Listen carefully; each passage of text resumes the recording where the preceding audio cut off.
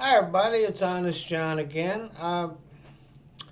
Over the past few years, HSBC Bank, one of the banks that played a role in the financial meltdown, has been laundering money for drug cartels and terrorists, helping Iran get around the sanctions placed on it by the U.S. and the United Nations and other countries, and helping unscrupulous investors get around those sanctions and invest in Iranian businesses, many of them owned by the Republican Guard. And these weren't mistakes, they weren't oversights.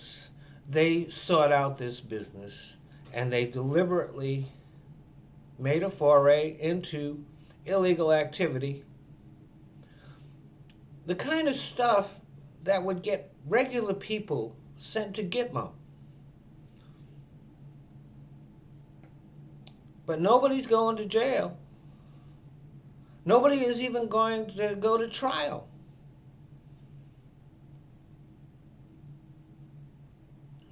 Because Eric Holder, our Attorney General, decided that it would be bad for the economy to prosecute the bank and the crooks who run it. Now, I don't like Eric Holder.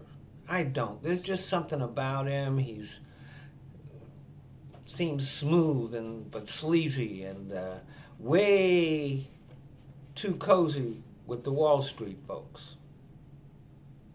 He's smart and he's capable, and when the Republicans attack him, it's not for that kind of stuff, it's all that political stuff.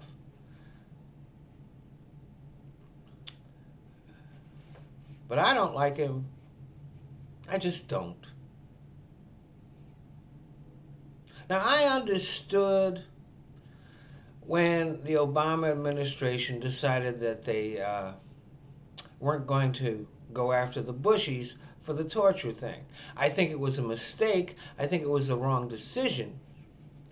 Because we're never going to really settle the fact that torture is not accepted by Americans. That torture will not be allowed to happen here unless some high mucky-mucks go to jail. It's not enough to prosecute the grunts that were following orders. You got to go after the people that were given orders. Rumsfeld, Cheney, Bush, those were the ones that should have been gone after. But I understand that they didn't want to stir up a big political firestorm about that.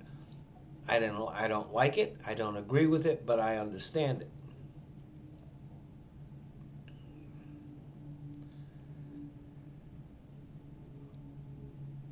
But after the financial crisis,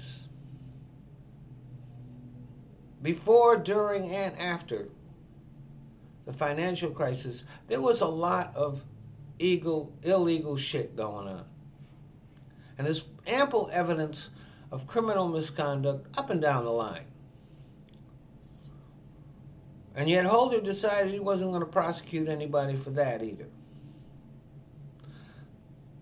So now we have these same people, and they're in bed with drug lords and terrorists and our sworn enemies. And Eric Holder decides that the Justice Department is not going to do anything because it might be bad for the economy.